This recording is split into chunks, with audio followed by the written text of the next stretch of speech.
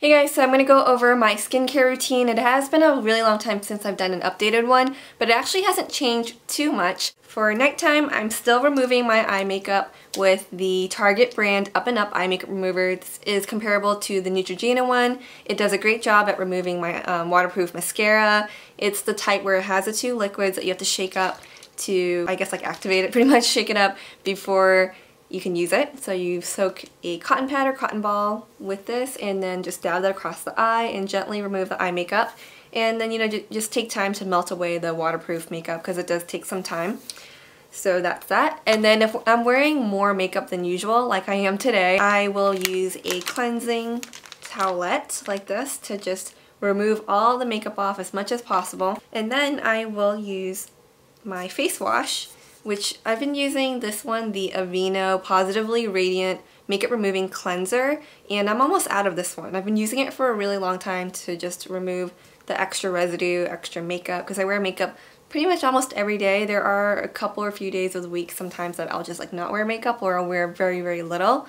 But yeah, it works pretty well. It's not like absolutely amazing though. If you have a lot of like heavy foundation on, this isn't going to remove it right away because you need something with friction to like really remove all that grime or that makeup that's like caked into your skin. I know that sounds gross, so you do want to make sure you do a good job at just cleaning all of that off because you're kind of like stripping your face of the oils when you're washing it. You do want to moisturize. So what I've been moisturizing my face with, surprisingly, is bio oil. Now if you recall, I've talked about this before, and in the fall winter it just was not moisturizing enough for me, so it didn't work for me. Like there would be times where I would use it and then it would seem to work well, but then other times like my face just needed more moisture. But for this season, for the spring and summer, because it's so humid, this has been just the right amount of moisture. And I absolutely love it. And it may seem kind of strange to moisturize with an oil when you have oily skin. I have combination oily skin, more so oily now because it's so hot and humid, but it actually works really, really well. The thing is that just because you have oily skin, you don't want to like overwash your face. You don't want to strip too much of the oils out of your face because that's only going to make your skin get even oilier. Like it's going to want to produce more oils to like kind of like compensate for the lack of oil on your face. So in a way it like makes sense to moisturize with an oil. It might seem a little weird, but just make sure you're using something that's not going to clog your pores, of course. A great alternative to this would be extra virgin olive oil. I've used it plenty of times. It works great. In the same way that I use with this, I literally only put a few drops on my hand. That's why even though I've been using this for a while, you can tell that I still have a lot here because I literally only use a tiny little bit, dab it on my hand, and then just pat that into my face day and night. So that's my daytime and nighttime moisturizer.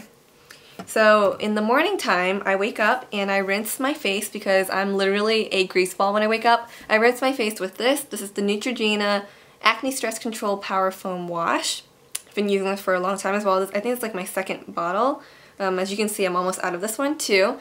And this one does have salicylic acid in it, so it can be a little drying. So I literally only pump out a tiny little pump and then I just rinse my face with that because you don't want to like overwash your face in the morning. So that's that. And then once again, like I said, my daytime moisturizer as well. I use my bio oil. And then I use my SPF, which is still the Shiseido one, as I drop it, because I find that this works really well as a makeup base too, because it really helps like control my oil for some reason. It helps me not grease up too quickly. So I love this, and you do want to use an SPF of at least 30. One thing I forgot to include, and I don't have it with me right now, which is okay because it looks really grimy, is the St. Ives Apricot Scrub. I use that about once or twice a week to exfoliate, just remove the dead skin cells, and because I have blackheads, I definitely need to like exfoliate at least once or twice a week, or else it's just gonna build up and be really gross.